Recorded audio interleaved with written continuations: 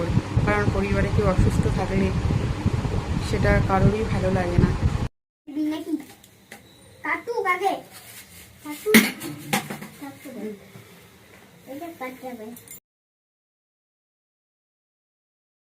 Hi friends, কেমন আছো সবাই?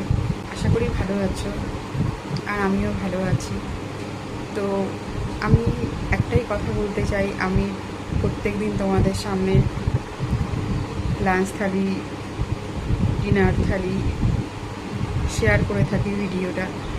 তো আমি আমার Facebook page Tanmoy Mitali food blog, YouTube channel habits and health 30+-এ আমি ডায়েট থালির ভিডিও শেয়ার করে থাকি, আর কখনো কখনো লং ভিডিও শেয়ার করি আমার সামর্থ্য অনুযায়ী। তো সেখানে আমি কিছু কিছু টিপস দিয়ে থাকি, যদি তোমরা ফলো করতে পারো